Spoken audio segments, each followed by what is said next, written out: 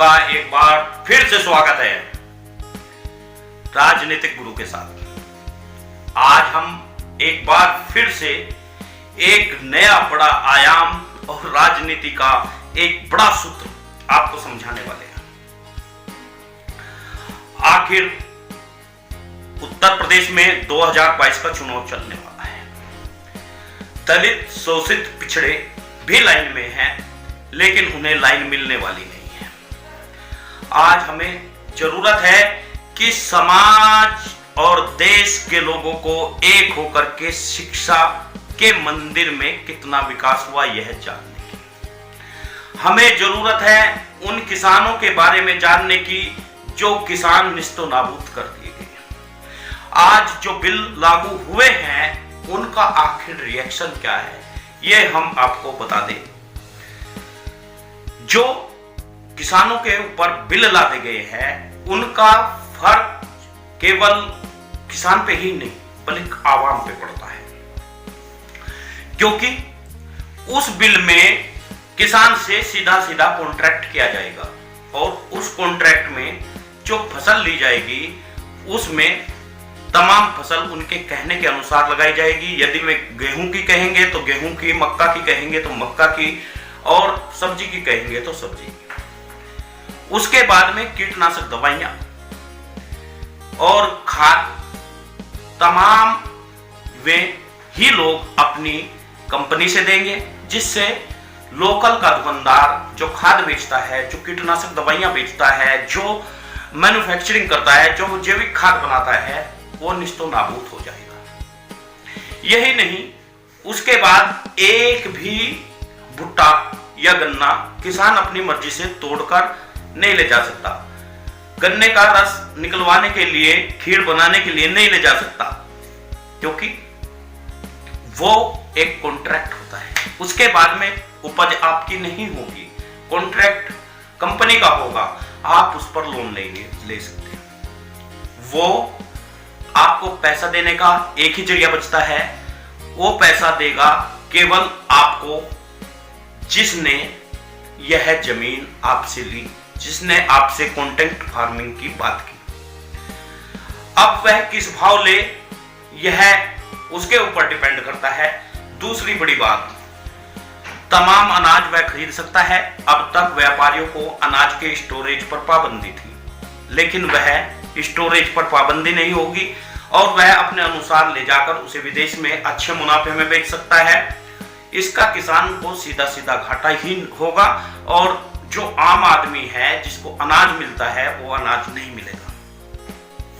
यही नहीं, इससे आगे भी इसके नुकसान हैं जो मैं बताता हूं। अगर यह कॉन्ट्रैक्ट पास होता है, इससे महंगाई बढ़ेगी और यहां पर जो जमीनें हैं, जो आपको लोन दिया गया है उस व्यापारी के द्वारा, वह व्यापारी आपसे उसके बदले में आपकी जमीन को रख लेगा। आपने देखा होगा अब की बार सरसों अडानी ने पूरे देश से खरीद लिया। सरसों का रेट महंगा हो गया, अब किसान के पास बची नहीं सरसों। सरसों का तेल उसने अपने जो भाव है उसके भाव से बेच रहा है, कोई उसे रोकने वाला नहीं है।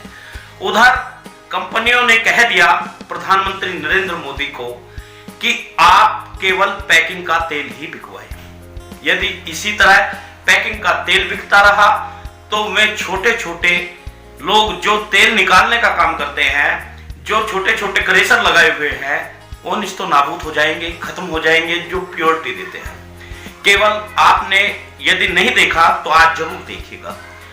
एक कंपनी अडानी की फॉर्च्यून है और उस फॉर्च्यून कंपनी का आप एक तेल लीजिएगा जिसका नाम है गन। वो लाइट तेल होता है। उस तेल को आज यदि आप सर्दी में लाते हैं तो जम जाता है। सरसों का तेल कहीं जमता है? अगर आप गांव से है या सिटी से है, क्या आपने सरसों का तेल कभी जमते हुए देखा है? लेकिन अडानी का तेल जमता है क्योंकि वो लाइट है, उसमें मिक्स किया गया है। तेल चाहे लाइट हो और चाहे डिलाइट हो, तेल कभी जमता नहीं है। लेकिन मैं दावे से कहता हूं, आप लाइए उस तेल को और वह जमेगा। लेकिन सरकार को केवल और केवल सरकार को पार्टी फंड में पैसा चाहिए और वह पैसा उन्हें मिल रहा है, धड़ल्ले से मिल रहा है। आपने देखा होगा इससे पहले अडानी पर खूब शोर मचा था कि उन पर एक खेप पकड़ी गई है जो ड्रग्स की है, लेकिन सरकार पूछने वाली नहीं है। आप सरकार को पार्टी फंड में पैसा देते जाइए और फिर चाहे कुछ भी करते रहिए, कोई आपको रोकने वाला नहीं है। आज जो दलाल बैठे हैं, जो भंड मीडिया बैठी है, उनके जरिए वे इनका डीएनए टेस्ट करवाते हैं और उन्हें खुलेआम ठीक ढंग से बता देते हैं, क्योंकि हमारे लोग जो आम आदमी है वह सही बात सुनने को तैयार नहीं होता। केवल टीवी पर जो चलता है उसे आंख मीच कर विश्वास कर लेता है। यही कारण है कि आज देश पीछे और पीछे गिरत में जा रहा है। आज भारत का कोई भी प्रोडक्ट खरीदने विदेशों में पसंद नहीं करता है। आज जो हम देख रहे हैं, हमारा रुपया तेजी से गिर रहा है, डॉलर मजबूत हो रहा है। इसका मुख्य कारण यही है, जो पार्टी फंड में पैसा देगा वह खूब ऐश करेगा।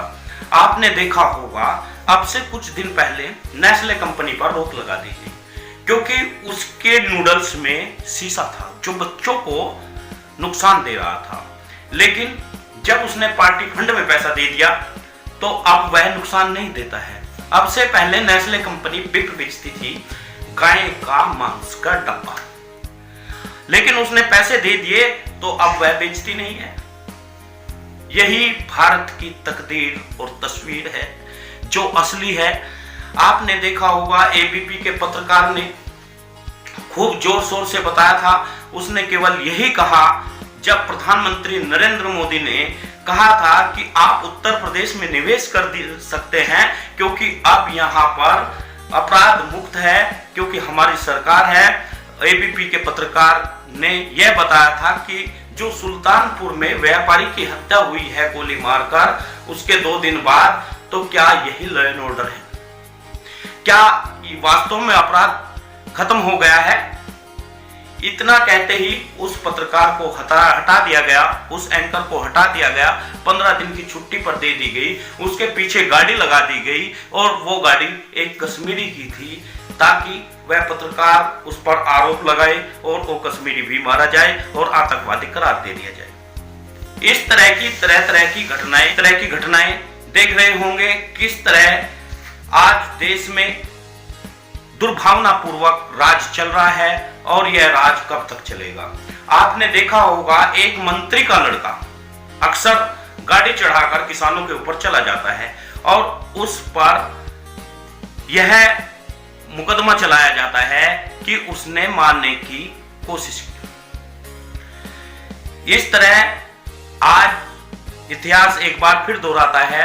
प्रधानमंत्री नरेंद्र मोदी ने कहा था, गायत्री प्रजापति को मैं बचाने की कोशिश कर रहे हैं, लेकिन इस मंत्री को बचाने की कोशिश कौन कर रहा है? जो प्रधानमंत्री के बराबर में मंच पर खड़ा होता है और किसानों का वह सबसे बड़ा दुश्मन है, जिसका बेटा किसानों के ऊपर गाड़ी चढ़ा देता है, उसको प्रधानमंत्री नरेंद्र मोदी हटाते नहीं, उसे योगी हटाते नहीं, उससे मंत्री पद से इस्तीफा लेते नहीं।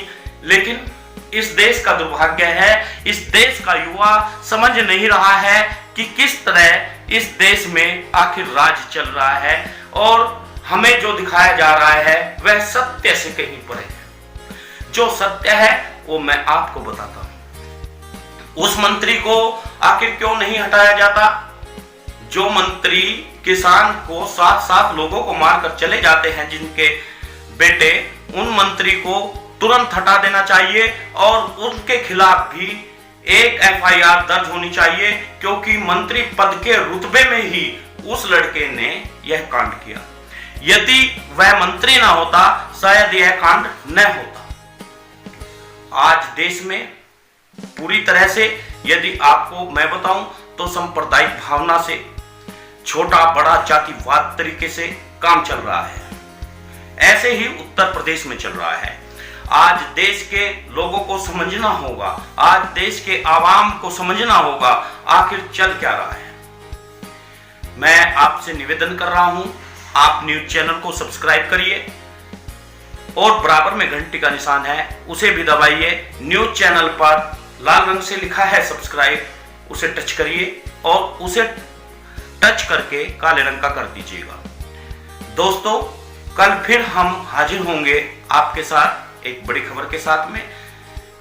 बड़ा विश्लेषण करेंगे और देखेंगे आखिर देश प्रदेश की राजनीति में चल क्या रहा है, उत्तर प्रदेश में होने वाला क्या है। यह तो तय है अब की बार बड़ा बदलाव हो सकता है, क्योंकि भारतीय जनता पार्टी के पैर लड़खड़ाने लगे हैं। अब आगे हम फिर बताएंगे क्या ओम प्रकाश राजभर कुछ कर पाएंगे या फिर समाजवादी पार्टी के साथ में लंबी कतार लगाए हुए जो नेता खड़े हैं आखिर में कहां तक चल पाएंगे। ये तमाम बातें हम आपको कल बताएंगे। तब तक के लिए नमस्कार।